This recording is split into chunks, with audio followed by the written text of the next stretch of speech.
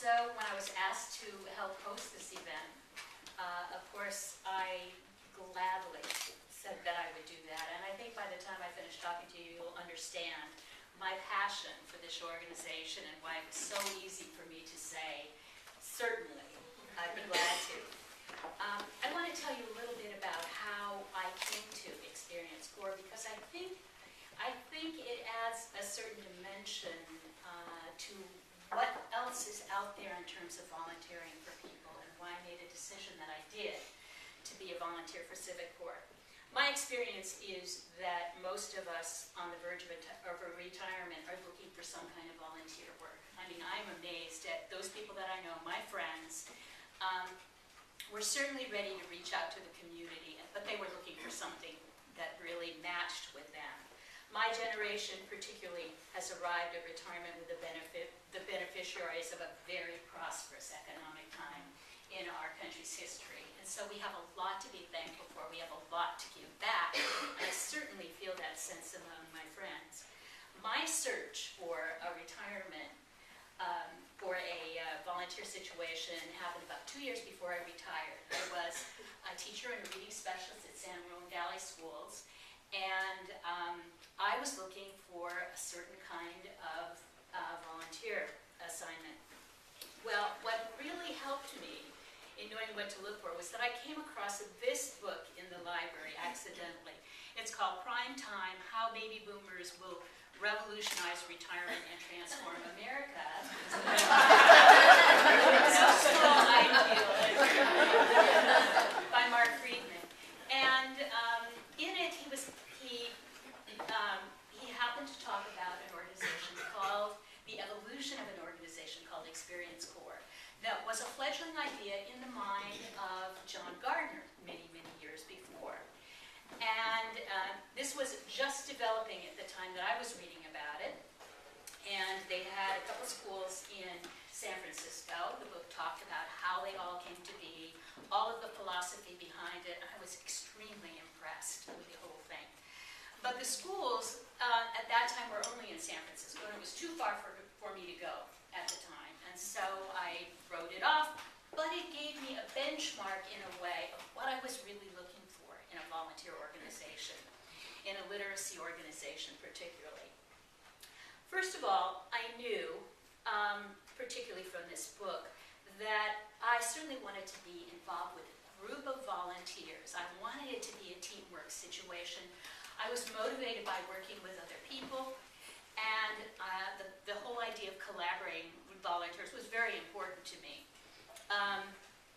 I certainly like the idea of coordinators being involved as a core group within the organization, of paid coordinators who were there to connect volunteers with the school, who were there to help with problems that might happen between volunteers and the teaching staff, and certainly there to communicate with principals like Wendy and other school personnel, because I felt that a good literacy program really was a very intricate piece of the whole network, and not just a tack-on or an after-school program or an afterthought in any way. I really wanted it to be part of the school.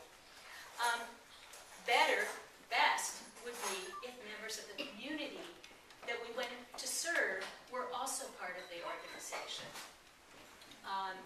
Because I wanted my mind open. I had taught in San Valley Schools, in the high-rent district, and I was used to working with those kinds of students, and I really wanted to find out more about a wider piece of the world that's the Bay Area at the same time. I knew that would really keep me working. I felt that the training was really important. I didn't necessarily need to be working with people who had been teachers in their professional life.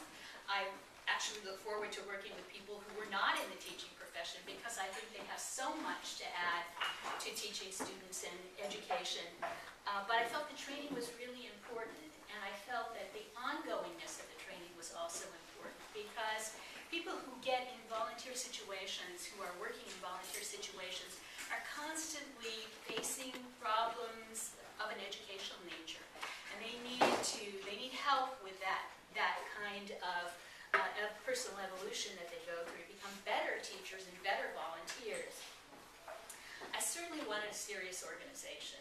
I wanted an organization that really expects volunteers to commit a certain amount of time to the volunteering.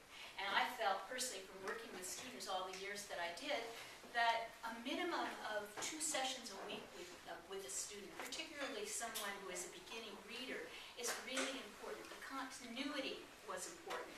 So these were the things that I was looking for, and most of all, a program that evaluated itself. You know, are they really accomplishing what they set out to accomplish with students? Are kids reading better?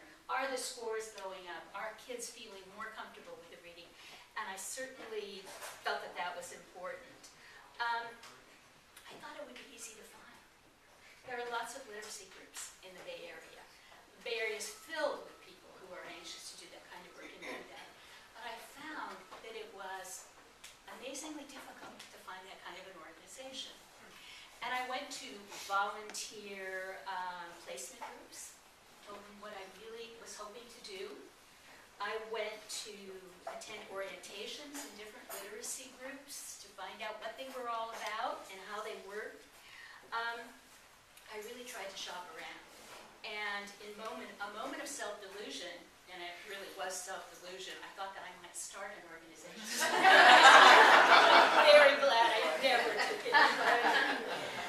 But I didn't find it until I happened to go to, a couple years later after my retirement, I went to a volunteer fair in Brooklyn that I happened to meet Megan Lynn, who was at that time a coordinator for Experience Corps. I was bowled over to hear that Experience Corps was now in Oakland. Not only San Francisco, but Oakland as well, and also they were in Marin County. I was overjoyed. Well, my experience since then with the Experience Corps has been really wonderful. And I could give you all sorts of personal stories about our students, but that's already been shared with you. But one thing that I did really see working in these schools is an enormous ongoing need.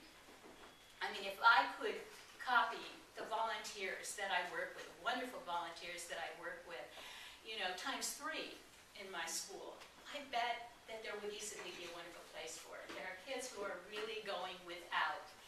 So I'd love to see it expand. I think it's so important. And of course, I said I'd be glad to host this organization because more than anything, the word has to get out about this organization.